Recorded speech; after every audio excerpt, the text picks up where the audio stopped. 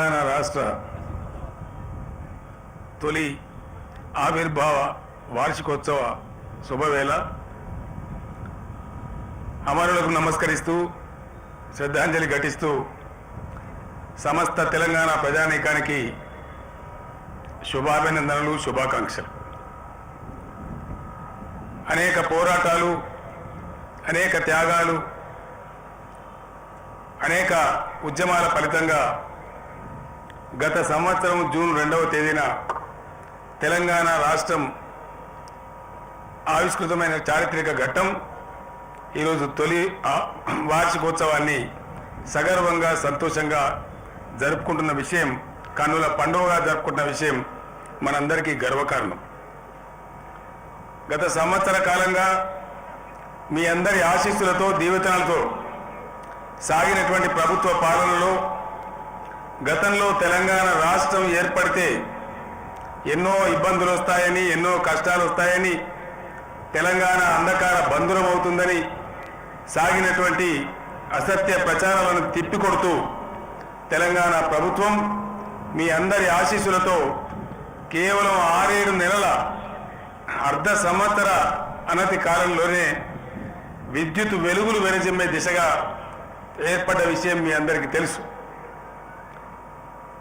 అంతేకాకుండా విద్యుత్ రంగంలో స్వయం సమృద్ధిని సాధించడమే కాదు, అవసరమైతే పొరుగు వారికి సరఫరా చేసే విధంగా తెలంగాణను భారతదేశంలోనే అత్యధిక మిగులు విద్యుత్ రాష్ట్రంగా తీర్చిదిద్దడానికి మీ అందరి ఆశీస్సులతో రాష్ట్ర ప్రభుత్వం ఇప్పటికే 91,000 కోట్ల పెట్టుబడులను సమీకరించడం జరిగింది. నల్లగొండ జిల్లా దామరచెర్లలో, కొత్తగూడెంలో, మనుగూరులో విద్యుత్ కర్మాగారాల నిర్మాణం 2 ప్రారంభమైనాయి. దామరచెర్లలో త్వరలోనే నేను అక్కడ శంకుస్థాపన చేయబోతా ఉన్నాను. దేశంలోనే అతిపెద్ద ultra mega power plant Nalgonda జిల్లాలో సాకారం కాబోతున్నదని ఈ శుభ సందర్భంలో మీ అందరికీ సంతోషపూర్వకంగా నేను తెలియజేస్తా ఉన్నాను. గతంలో నేను మీకు మనవి చేసినట్టుగా 2018 సంవత్సరం ముగిసే నాటికే తెలంగాణలో ఎవరికైనా, ఏ రంగానికైనా 24 గంటలు నిరంతరాయ విద్యుత్ సరఫరా జరుగుతుందని మీ అందరికీ నేను హామీ ఇస్తూ ఉన్నాను. రాష్ట్రంలో ఉన్న పేదల సంక్షేమమే ప్రధాన ధ్యేయంగా ఈరోజు రాష్ట్ర ప్రభుత్వం కార్యక్రమాలు రూపకల్పన చేసిన విషయం మీకు తెలుసు. 6 కిలోల బియ్యమే కావచ్చు, ఆరోగ్య లక్ష్మి కావచ్చు, కళ్యాణ లక్ష్మి కావచ్చు, షాదీ ముబారక్ కార్యక్రమం కావచ్చు, హాస్టల్ విద్యార్థులకు సన్న బియ్యం కావచ్చు, ఇలా అనేక రంగాలలో 200 నుంచి ఆసరా 1000 రూపాయలకు పెరిగిన ఆసరా పెన్షన్లే కావచ్చు. రాష్ట్ర చరిత్రలో, దేశ చరిత్రలో కూడా ఎక్కడ ఏ రాష్ట్రంలో లేని విధంగా సాలీన 28,000 కోట్ల రూపాయలు కేవలం సంక్షేమం మీద రాష్ట్ర ప్రభుత్వం ఖర్చు పెడుతున్నదని తెలియజేయడానికి నేను సంతోషిస్తా ఉన్నాను. ఎంప్లాయీ ఫ్రెండ్లీ గవర్నమెంట్గా ఉంటామని చెప్పాం. దాన్ని ఆచరిస్తూ రాష్ట్ర ప్రభుత్వ ఉద్యోగులకు 43% ఫిట్మెంట్ ఇచ్చిన విషయం మీకు తెలుసు.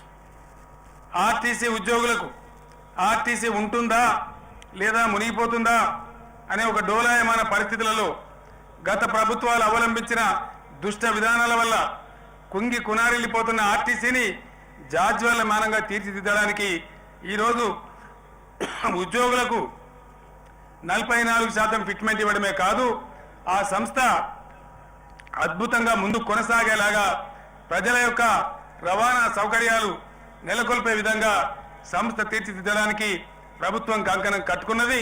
అవసరమైతే ప్రభుత్వ బడ్జెట్ నుంచే ప్రతి ఏటా గ్రాంట్ ఇచ్చైనా సరే ఆర్టీసీని ఒక అద్భుతమైన సంస్థగా తీర్చిదిద్దాలనే సంకల్పంతో ముందుకు రాష్ట్ర ప్రభుత్వం సాగుతున్నదని ఈ సందర్భంగా నేను మీ అందరికీ తెలియజేస్తా ఉన్నాను.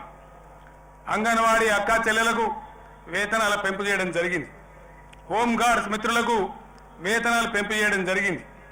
మైనారిటీలకు, గిరిజనులకు రిజర్వేషన్ చేయడానికి సుధీర్ గారి నేతృత్వంలో, చెల్లప్ప గారి నేతృత్వంలో 12% రిజర్వేషన్ అమలు చేయడానికి కమిషన్ నిర్ణయించడం జరిగింది.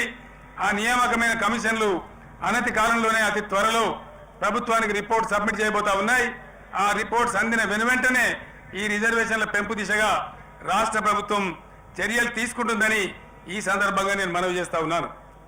గత చరిత్రలో ఎప్పుడు లేని విధంగా రైతు సోదరులకు 17,000 కోట్ల రుణమాఫీని ప్రకటించి చాలా చిత్తశుద్ధితో ప్రభుత్వం అమలు చేస్తోందని ఈ సందర్భంగా నేను మీ అందరికీ కూడా సవినయంగా తెలియజేస్తూ ఉన్నాను.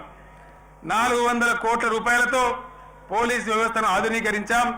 ఈరోజు మన ముందే ఈ పరేడ్ గ్రౌండ్లో ఎటువంటి ఆధునిక సౌకర్యాలతో పోలీస్ శాఖ ఈరోజు పనిచేస్తూ ఉందో భారతదేశంలో ఏ రాష్ట్రంలో లేని విధంగా ఇప్పుడే మనం చాలా సంతోషంగా ప్రదర్శనను కూడా తిలకించాం. ఆ ప్రదర్శన మన కన్నుల పండుగగా సాగింది. శాంతి భద్రతల కోసం, మహిళల రక్షణ కోసం షీ టీమ్స్ను కూడా ప్రభుత్వం ఏర్పాటు చేయడం జరిగింది. ఆ ప్రకారంగా పోలీస్ శాఖ అద్భుతంగా పటిష్టమైన శాంతి భద్రత నెలకొల్పడానికి అనవరతం కృషి చేస్తుందని ఈ సందర్భంగా నేను మీ అందరికి మనవి చేస్తా ఉన్నాను. R&B కావచ్చు, పంచాయతీరాజ్ కావచ్చు, రోడ్లన్నీ కూడా దుస్థితిలో ఉండేవి. ఈరోజు 20,000 కోట్ల రూపాయలతోని అద్భుతంగా ఆ కార్యక్రమాన్ని తీసుకున్న విషయం మీ అందరికీ తెలుసు.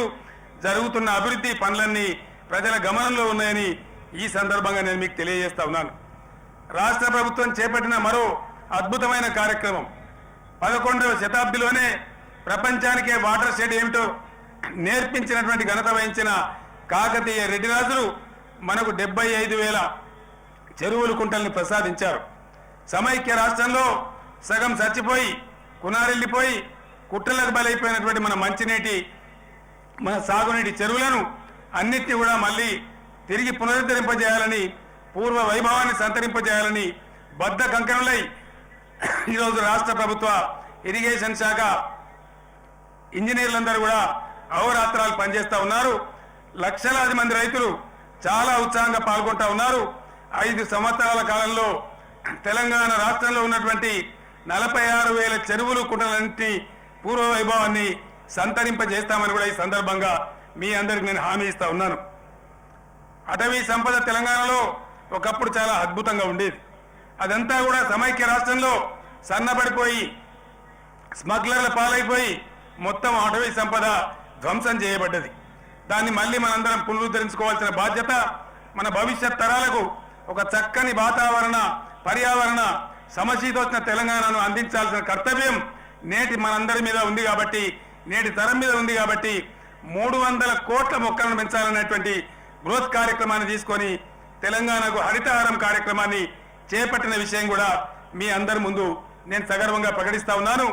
వచ్చే జూలై మాసంలో జరిగే ఈ హరితహారం కార్యక్రమంలో రాష్ట్ర ప్రజలందరూ, రాష్ట్ర రైతాంగం అంతా కూడా పాల్గొని అద్భుతంగా చెట్ల పెంపకంలో విద్యార్థుల నుంచి IAS అధికారుల వరకు అందరూ కూడా పాల్గొని ఆ కార్యక్రమాన్ని విజయవంతం చేయాలని, తెలంగాణ రాష్ట్రాన్ని ఒక హరితవనంగా అవతరింపజేయాలని ఈ సందర్భంగా మీ అందరికీ నేను సవినయంగా మనవి చేస్తా ఉన్నాను.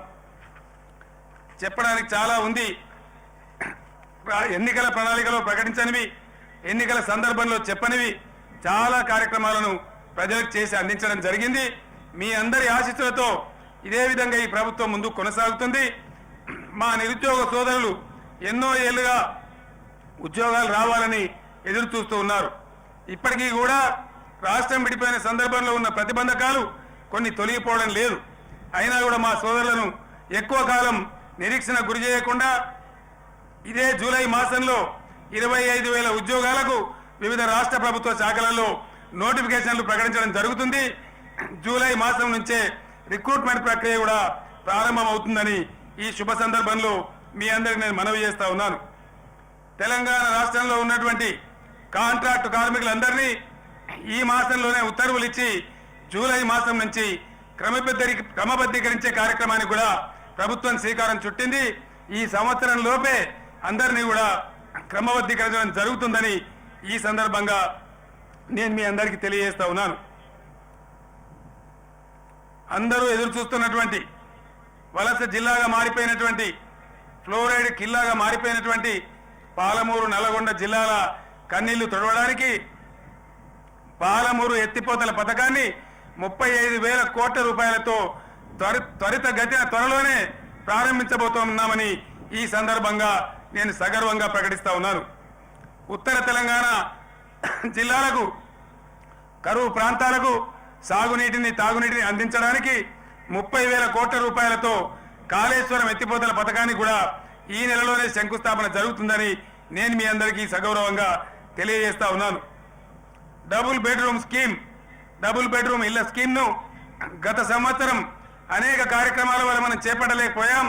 ఈ సంవత్సరం ప్రతి ఇంటికి 5,04,000 రూపాయల ఖర్చుతో భారతదేశంలో ఏ రాష్ట్రంలో కూడా అమలు చేయని విధంగా 50,000 గృహాలు ఈ సంవత్సరంలోనే 2,500 కోట్ల ఖర్చుతో నిర్మించబోతా ఉన్నామని ఈ సందర్భంగా నేను మీ అందరికీ కూడా సవినయంగా మనవి చేస్తా ఉన్నాను. పోలీసు మిత్రులకు మీరు నన్ను కొన్ని కోరికలు కోరారు. ఇంత ఎండలో పరేడ్ చేసి అందరికి కూడా ఆనందం కలిగించారు. అవతరణ వేడుకలకు ఒక ఉత్సాహాన్ని ఊపునిచ్చారు. మీ సమస్యలు కూడా డీజీపీ గారితో ఒక కమిటీ నిర్ణయించడం జరిగింది. త్వరలోనే మీ సమస్యకు కూడా పరిష్కారం లభిస్తుందని పోలీసు మిత్రులకు కూడా ఈ సందర్భంగా నేను తెలియజేస్తూ మరొక్కసారి రాష్ట్ర ప్రజానికం సమస్తాన్ని కూడా రాష్ట్ర అవతరణ శుభాకాంక్షలు తెలియజేస్తూ నేను సెలవు తీసుకుంటా ఉన్నాను. జై తెలంగాణ, జై హింద్. కేసీఆర్ గారికి బట్టలు కలిసి వదిలిపోతారా? ఏం చూసుకుంటే ఎవరైనా చూస్తారా?